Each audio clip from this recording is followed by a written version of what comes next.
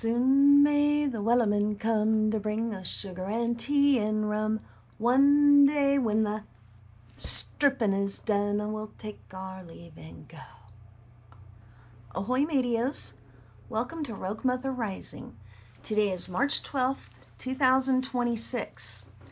And over the last few days, I've been doing more research about people that are in these group homes and their families.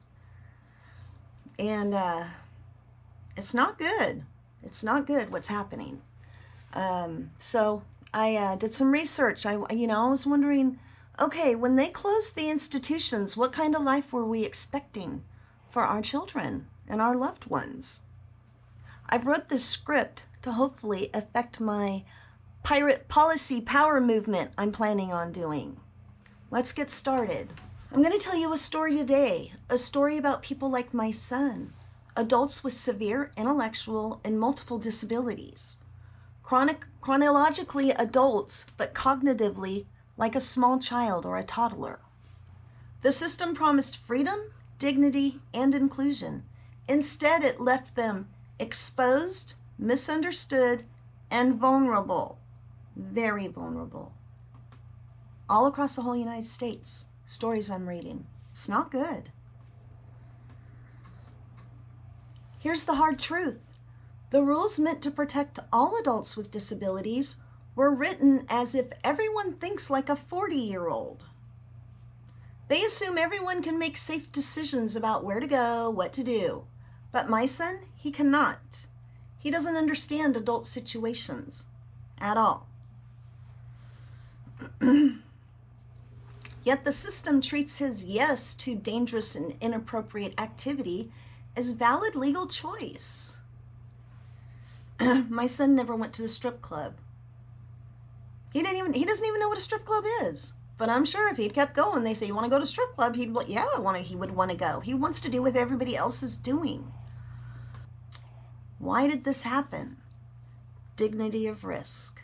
The big movement behind closing institutions was called dignity of risk. The idea is noble. People should have the right to make mistakes, explore life, and try new things. The failure? The system applied it equally to everyone. That's your old equality in your equity, equality in your old DEI. No distinction between someone who can navigate a bus and someone who functions cognitively like a 3 to 7-year-old. Number 2, self-direction over best interest. In the past, care decisions prioritized best interest. What is safe, healthy, and appropriate. Now, self-direction dominates. If a person says yes, then the system must honor it. Even if the activity is adult, even if it's unsafe, even if it causes psychological harm. 3, one-size-fits-all rules. Federal rules like HCBS setting rules say people must have full access to the community. No sliding scale for cognitive ability. So exposure to adult environments becomes framed as a civil rights issue, not a safety issue. 4, loss of specialized oversight. Institutions had psychologists, doctors, ethicists who understood developmental age. Community programs, mostly direct support professionals. High school education, minimal training. They are told, respect the client's choices. They are not trained to understand cognitive limitations. And that's probably why in their snotty letter to me on their open Facebook wall, they said, we don't use words like that. Whatever the hell they said. The human impact. So what happens? People like my son are left to navigate adult settings they cannot comprehend. Strip clubs, bars, environments designed for adults who can consent. And the system? It punishes those who try to say, no, this is not safe for him. This is not neglect in the malicious sense. It's policy neglect, system oversight, and a failure to account for cognitive reality, ladies. And here's the thing, the law already recognizes this risk. Under Oregon law, statute number ORS 430.735, let's go look it up.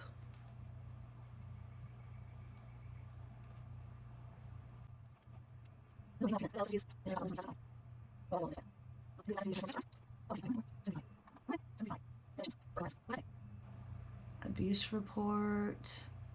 This might be something for us to look into later. See, I get into this stuff and I'm like, what does all this stuff mean? Just looks like a bunch of words with numbers. It doesn't explain. Okay, under Oregon law, people receiving developmental disability services must be protected against sexual abuse and exploitation. And I know there's another law in one of my other videos that I had looked it up. I don't think it was that one. It was 430 something.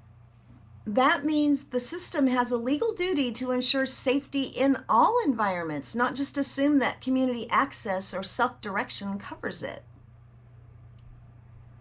Yet, in practice, those with severe IDD are being exposed to situations where they cannot consent, and staff are often afraid to intervene because rules around autonomy and civil rights overshadow real safety concerns.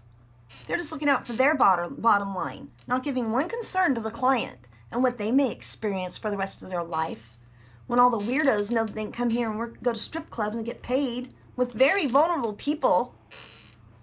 This is exactly the gap the law was meant to close, and yet the system left it wide open. I'm here to shut the door. The advocacy point. Here's the key term. The gap in informed consent. Chronological age is being used to override cognitive age. Dignity of risk is being used as a shield for negligence. Community integration should not mean exposure to adult environments for someone who functions at a kindergarten level. We need rules, enforcement, and advocacy that accounts for cognitive reality, not just chronological age. Friends, fellow sailors, fellow pirates, the system meant well, but it left our most vulnerable behind. We can honor freedom and dignity and protect safety, but only if we admit the truth. Adults with severe IDD cannot make adult decisions without support. If we fail to act, we are telling the world, your rights matter more than your safety. That is unacceptable.